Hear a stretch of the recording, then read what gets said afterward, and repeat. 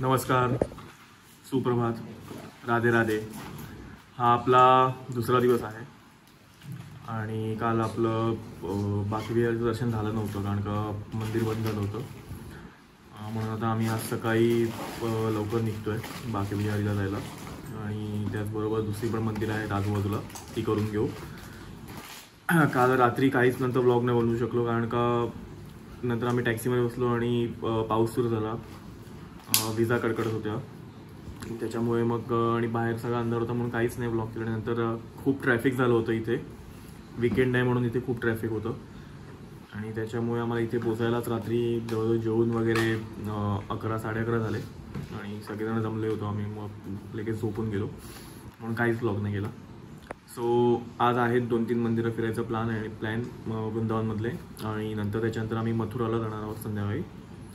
So बघूया कसं workout होतं आणि काय काय फिरू शकते। सो हा आमचा Airbnbचा स्टे होता, म्हणजे आहे आज पण इथे स्टे असणार आहे। इथे हा एक बेडरूम आहे, हा लिव्हिंग रूम आहे आणि इथे आणखीन एक रूम आहे जो आम्ही फक्त कपडे आणि सामान ठेवायला यूज करतोय कारण का काहीच गरज नाही आहे, 2 बेडरूम सफिशियंट आहे। हा एक बेडरूम आणि इथे किचन आहे, तुम्हाला पाहिजे तर तुम्ही काही जेवण वगैरे बनवू शकता। ही बाके बिहारीची लाईन आहे, बाके बिहारी मंदिराच्या दर्शनासाठी।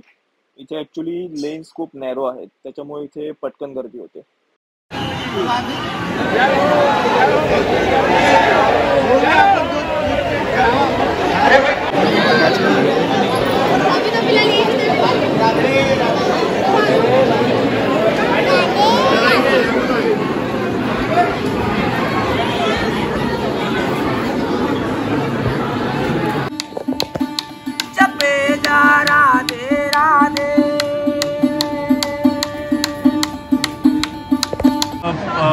निधिवनला जाऊन आलो आताच, खूप गर्दी आहे, काही मॅनेजमेंट नाही आहे, काही नाही आहे आणि खूप काहीच नाही म्हणजे कोणी इथले माणसं पण असेच आहेत आणि काय मला सुचतच नाही काय बोलायचं, पण खूप म्हणजे इथे खूप मोठा इन्सिडेंट होऊ शकतो कधी, काही सांगता येत नाही।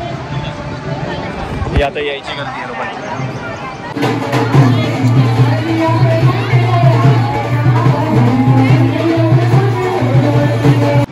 आम्ही आता मथुराला आलो आणि ते द्वारकाधीशला आलो। इथे अजून मंदिर ओपन नाही आले, बंद बसलेत सगळेजण इकडे, मागे मंदिर अजून बंद आहे, 4 वाजता ओपन होणार आहे आणि बाकी जास्त काहीच ब्लॉग नाही केले सगळ्यापासून कारण का कुठेच ब्लॉग करायला मिळालं नाही। ते सांगेन नंतर पुढे थोड्या वेळ सांगेन मी की काय होतं आणि का ब्लॉग करायला नाही मिळालं, पण आता बघूया इथे किती वाजता दर्शन होतं कसं होतं सो बघूया।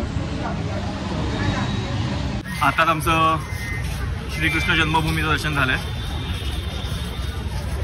इथे मागे तुम्ही बघू शकता, हे मागे मंदिर आहे श्रीकृष्ण जन्मभूमी।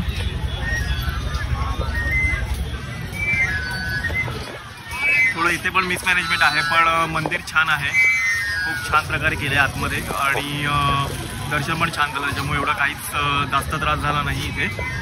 आणि इथे ब्रिजवासीमध्ये आम्ही आता थोडं स्वीट्स आणि नाश्ता पण केला, तो पण छान होता। सो मथुरामधलं पण झालं, जन्मभूमी झालं आणि त्याच्या आधी आम्ही द्वारकाधीशला गेलो होतो, सो द्वारकाधीश पण झालं। आता मथुरामधून आम्ही परत जातो जिकडे आमचा स्टे आहे आणि आता बघूया पुढे काय प्लॅन आहे आम्हाला। अजूनही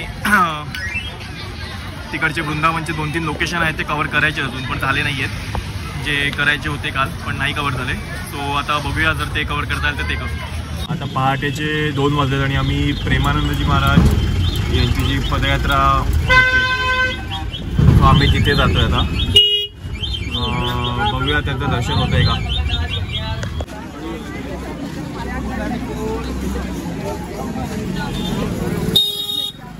सगळी गर्दी आहे त्यांच्या दर्शनासाठी, खूप मोठी लाईन आहे दोन्ही साईडला।